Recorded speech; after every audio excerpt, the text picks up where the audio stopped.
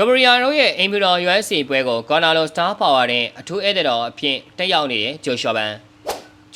ကအင်ပီတော်မှာကျင်းပတဲ့ USA Freedom 215ပွဲကိုအထူးဧည့်သည်တော်အဖြစ်တက်ရောက်နေပါတယ်။လူငယ်ဘဝမှာလမ်းမရောက်လို့နေပါအချိန်တွေကနေရုံထွက်ပြီးဒီကနေ့လိုမျိုးအမေရိကန်တမ်မရအိမ်တော်ရဲ့အတိမတ်ပြုမှုကိုခံရတဲ့အထိရောက်လာခဲ့တာဟာတမ်မန်စိတ်ကူးရင်ဇလန်တဲ့ဘုံလုံးဝမဟုတ်ပါဘူး။ပြည်သူများလုံးမင်္ဂလာပါခင်ဗျာ။ကြော်ကြား MMA Sport Channel ကနေအားလုံးကိုပြန်လည်ကြိုဆိုလိုက်ပါတယ်။ UFC ဥက္ကဋ္ဌဒနာဝိုက်ဆိုတာကအရေးချင်းမရှိတဲ့ European Fighter တွေကိုဘယ်တော့မှအထူးတလေနေရာပေးလို့မရှိပါဘူး။ဘိုင်းကစားကွက်ထဲမှာ Flyweight တစ်ခုလုံးကိုကင်လုံးပြမဲ့ကြောက်စရာကောင်းတဲ့ Nistic ပိုင်းအမှန်တရားတွေရှိနေလို့ပါပဲ။ American သမ္မတ Imperial ဆိုတာကကမ္ဘာနိုင်ငံရေးယဉ်ကျေးမှုရဲ့အမြင့်ဆုံးစင်မြင့်တစ်ခုပါ။ဒီလိုနေရာမျိုးမှာကျင်းပတဲ့အထူးပွဲကိုဖိတ်ကြားခံရဖို့ဆိုတာကတမ်မန်ချန်ပီယံတွေတောင်မလွယ်ကူတဲ့ကိစ္စပါ။အခုမှ UFC ကိုရောက်တာမကြာသေးတဲ့ဂျိုရှော့ဘန်ကိုဒနာဝိုက်ကဘာလို့ဒီလောက်အရေးကြီးကိုဖိတ်ကြားရလဲ။အဖေကရိုးရှင်းပါတယ်။ဗန်ဒနာဝိုက်အကြိုက်ဆုံးသွေးဆူစေတဲ့ fighter action fighter ဖြစ်နေလို့ပါပဲ။ UFC flyweight 125ပေါင်ဝေးတန်းဟာရေဘူးရအားဖြင့်အင်ပဒမြန်ဆန်တဲ့ fighter တွေပြည့်နေနေတဲ့နေရာပါ။ဒါပေမဲ့ပရိသတ်တော်များကဒီဝေးတန်းကိုပြင်းစရာကောင်းတယ်လို့ထင်ကြပါတယ်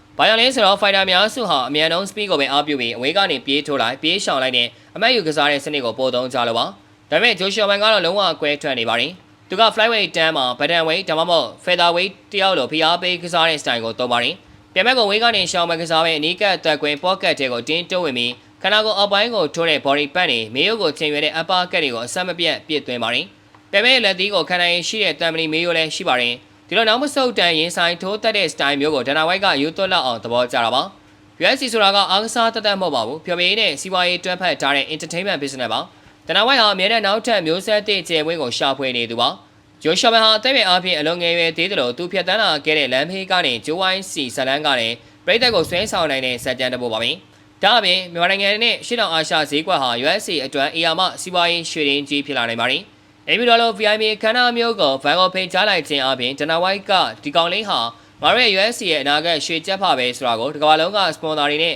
မီဒီယာတွေကိုတရားဝင်မိမောင်းထိုးပြသလိုက်တာဖြစ်ပါတယ်။ Nistic ပိုင်းကဂျိုရှော့ဘန်ရဲ့အကြီးမားဆုံးလက်နက်ကတိုက်စစ်တွဲလုံး combination တွေပါ။များသောအားဖြင့်ကိုခံပညာတိုင်းပေါင်းစုံ MMA မှာ fighter တွေကလက်သီးတစ်ချက်နှစ်ချက်ထိုးပြီးတာနဲ့နောက်ဆုတ်တက်ကြပါတယ်။ဒါပေမဲ့ဗန်ကတော့လက်ဝဲအခြေခံအင်မတန်ကောင်းမွန်တဲ့အတွက်3ချက်4ချက်ပါတဲ့တွဲလုံးတွေကိုရေစည်းကြောင်းလိုချောမွေ့စွာပြည့်သွင်းနိုင်ပါတယ်။အထူးသဖြင့်ခေါင်းကိုထုံးမလို့ဟန်ပြပြီးအသေးကိုထိုးတဲ့အကွက်တွေက flyweight တန်းမှာမြင်တွေ့ရခဲ့တဲ့အဆင့်မြင့် Nistic တွေပါ။ဒီလိုပြန်မဲ့ကိုတက်ရှိဝမပေးမဲ့ dress up ပြပေးတဲ့ကစားဟန်ဟာပရိသတ်တွေကအများနဲ့ထိုင်ကုန်ကနေထအောင်ဖို့ဖန်တီးပေးနိုင်စွမ်းရှိပါတယ်။ဒီပြပြဂျိုရှော့မန်တယောက်တည်းအတွက်ဂုံစရာမဟုတ်ပဲမြန်မာတမျိုးသားလုံးအတွက်ပါတမိုင်းဝင်မှတ်တမ်းတစ်ခုပါ။လွန်ခဲ့တဲ့နေ့ငယ်ကမှဟူစတန်ရဲ့လမ်းမွေးရံပွဲတွေထဲမှာမျက်စိနဲ့လမ်းမရောက်လို့နေပါဖြစ်ခဲ့တဲ့လူငယ်လေးတယောက်ဟာအခုဆိုရင်ကိုယ့်ရဲ့စ조사အားထုတ်မှုသွေးချွေးရင်းနှီးမှုတွေကြောင့်အမေရိကန်နိုင်ငံရဲ့အမြင့်ဆုံးအုပ်ချုပ်ရေးစင်မြင့်ထက်မှာအထူးဧည့်သည်တော်အဖြစ်မမတ်ရန်တည်နိုင်ခဲ့ပါပြီ။ဒါလူတယောက်ဟာကိုယ့်ရဲ့ပြန်စည်းလိုတဲ့စွမ်းအင်တွေကိုမှန်ကန်တဲ့နေရာမှာစနစ်တကျမြုပ်နှံလိုက်မယ်ဆိုရင်ဘလောက်အထိမြင်မာတဲ့နေရာကိုရောက်နိုင်တယ်လဲဆိုတာအကောင်းဆုံးသက်သေပြလိုက်တဲ့ American Amen The American Drink ရဲ့ရှင်လက်လက်ပြရုပ်တစ်ခုပဲဖြစ်ပါတယ်။